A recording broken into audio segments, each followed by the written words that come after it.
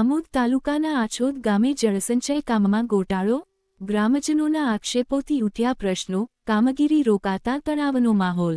આમોદ તાલુકાના આછોદ ગામે સુજલામ સુફલામ જળસંચય અભિયાન 2026 જળસંચય જનભાગીદારી 2.0 અંતર્ગત કાંસને પહોળો અને ઊંડો કરવાની કામગીરી માટે કાર્યપાલક ઇજનેરની કચેરી, મધ્યમ સિંચાઈ યોજના વિભાગ દ્વારા તા 18 માર્ચ 2026ના રોજ સત્તાવાર હુકમ આપવામાં આવ્યો હતો, પરંતુ ગ્રામજનોના આક્ષેપો અનુસાર હુકમમાં દર્શાવેલ સ્થળને બદલે અન્ય જગ્યાએ ખોદકામ કરવામાં આવી રહ્યું છે। ખાસ કરીને પરમાર સમાજ, સોલંકી સમાજ તેમજ ગોચરની જમીન પર ખોદકામ થતું હોવાની ગંભીર ફરિયાદો ઉઠી છે। હુકમ મુજબ કુદરતી પ્રવાહને અનુરૂપ કાંસની પહોળાઈ 1.2 મીટર અને લંબાઈ આશરે 2 કિલોમીટર રાખવાની સાથે કુલ 2 લાખ ઘન મીટર માટી ખોદવાની મંજૂરી આપવામાં આવી હતી। આ માટીનો ઉપયોગ પાળા બનાવવા, સરકારી કામોમાં અથવા ખેડૂતોના હિત માટે કરવાનો નિયમ છે, પરંતુ ગ્રામજનો અને ખેડૂતોના જણાવ્યા મુજબ ખોદકામથી મળતી માટીનો ઉપયોગ દહેજ આમોદ માર્ગના કરોડો રૂપિયાના રોડ પ્રોજેક્ટમાં કરવામાં આવી રહ્યો છે। આ માટી ક્ષારયુક્ત ખારી હોવાને કારણે રોડની ગુણવત્તા પર પ્રશ્નો ઊભા થયા છે।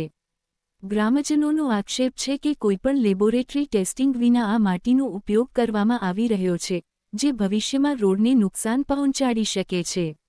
આ ઉપરાંત કોન્ટ્રાક્ટર દ્વારા માટી ગામની હદ બહાર વેચવામાં આવતી હોવાના પણ આક્ષેપો સામે આવ્યા છે, જેને લઈને ગ્રામજનોમાં ભારે રોષ ફેલાયો છે। ખોદકામની જગ્યાએ મોટી સંખ્યામાં ગ્રામજનો અને ખેડૂતો ભેગા થતાં તણાવજનક પરિસ્થિતિ ઊભી થઈ હતી। પરિસ્થિતિને કાબૂમાં લેવા માટે કોન્ટ્રાક્ટર દ્વારા પોલીસને બોલાવવી પડી હતી, જેના પગલે કામગીરી તાત્કાલિક બંધ કરવામાં આવી હતી। ગ્રામજનો દ્વારા સરપંચના પતિ અને તલાટી કમ મંત્રીને સ્થળ પર બોલાવવામાં આવ્યા હતા, પરંતુ તેઓ હાજર ન રહેતા લોકોમાં વધુ અસંતોષ ફેલાયો હતો। અંતે પોલીસ દ્વારા મધ્યસ્થતા કરીને કોન્ટ્રાક્ટર સાથે ચર્ચા કરી ખોદકામ માટે ચોક્કસ રેખાંકન નક્કી કરી અને તેની અનુસંધાને કામગીરી ફરી શરૂ કરવાની સંમતિ આપવામાં આવી હતી। સમગ્ર ઘટનાક્રમને લઈ ગામમાં ચર્ચાનો માહોલ ગરમાયો છે અને પારદર્શિતા તેમજ યોગ્ય તપાસની માંગ ઉઠી રહી છે।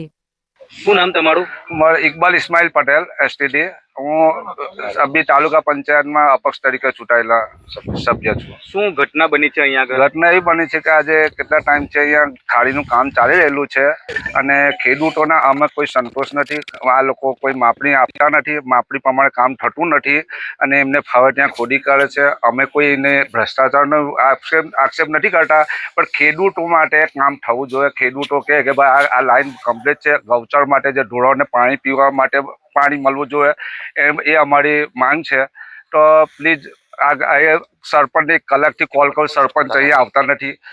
તલાટી આવે તો એમને કોઈ વાંધો નહીં, તલાટી આવી જાય, આપણે કોઈની પર કોઈ આક્ષેપ ન કરે કે ભાઈ અમે ભ્રષ્ટાચાર। ભાઈ ગામના ખેડૂતો માટે ફાયદો થવો જોઈએ ને આપણે ગામના ખેડૂતો માટે કે ત્યાં એવું કે ભાઈ કમ્પ્લીટ લાઈન છે ત્યાં આગળ ખોદાવા અમે અલ્લાહના ગૌથી રાજી છે ને એ પ્રમાણે દરેક ગામના ખેડૂતને ફાયદો મળવો જોઈએ। કેટલાક લોકો કહેવું છે કે આ જગ્યા હળીધર અને સોલંકી લોકોની ગૌચરની જમીન છે, શું કહેશો એ બાબતે?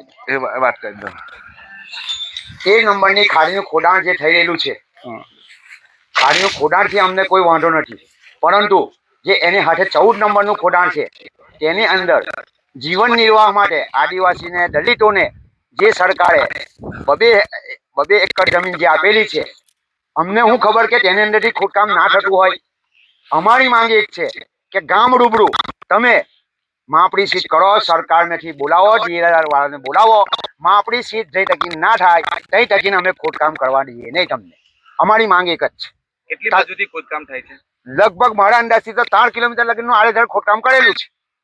તે છતાં વારંવાર તલાટીને ફોન કરવાનો, સરપંચને ફોન કરવાનો, તે ફોન પર ખાલી મેસેજ આપી દે છે કે ભાઈ કામ બંધ થઈ જશે, તમે ફિકર ના કરો। તો અમારે ખેડૂતોને તડકે બેસી રહેવાનું, અહીંયા અમારે વાત જોવાની એ લોકોની। અમને આની અંદર થોડોક શક લાગે છે કે આ મોટા પાયે કૌભાંડ થઈ રહ્યું છે, એ ખુલ્લું પડવું જોઈએ। જો એ કદાચ દૂધ ને પાણીનું પાણી થતું હોય તો અમને કોઈ વાંધો નથી। અનેક રોડ રસ્તાઓ પર નુકસાન થયું છે, ડીપ તૂટી ગયેલો છે, રસ્તા ખરાબ થઈ ગયેલા છે, કે જે અમારી લગભગ 1200 એકર જમીન કે જે કાયમ અમારા જવામાં આવવા માટે રસ્તો છે, એ ડીપ તૂટી જવાથી આ લોકોએ ખોદકામ અહીંયા ચાલુ કરી દીધેલું છે। મેન પ્રોબ્લેમ એ છે. તો કાલે રેલ ચડશે, કાલે રસ્તા નહીં બને તો અમે જઈશું કઈ નહીં. ને વારંવાર કોન્ટ્રાક્ટર જે છે વારંવાર પોલીસની ધમકી આપે છે, પોલીસની ગાડીઓ આગળ મોકલે છે ને અમને ખેડૂતોને દબાવવાની કોશિશ કરે છે. આ યોગ્ય નથી. આ ખોદકામ કઈ યોજના હેઠળ ચાલે છે? સુજલામ સુફલામ યોજના હેઠળ. હવે એ લોકોના નકશા પર ઢાઢર નદી છે, પણ અમારી પાસે એ સરકાર નકશો ખોલે તો રૂપા ને વેલમ ખાડી બે બોલે છે. ભલે એ ગમે તેટલી બોલતી હોય, એ માપણી કરીને ખોડે તો અમને કોઈ વાંધો નથી, પણ જે પહોળાઈની થવી જોઈએ, જે એની ઊંડાઈ થવી જોઈએ, એ કોઈ યોગ્ય નથી. આડેધડ માટી ખોડે છે, આડેધડ. આ ઢોળ પડશે, તમે જોઈ લો, કેમેરો માનીને તમે જોઈ લો કે કેવી માટી નાખે છે ને કેવું જનેલ નીકળે છે પાણી ખોડીને બીજી જગ્યાએ જતા રહે છે.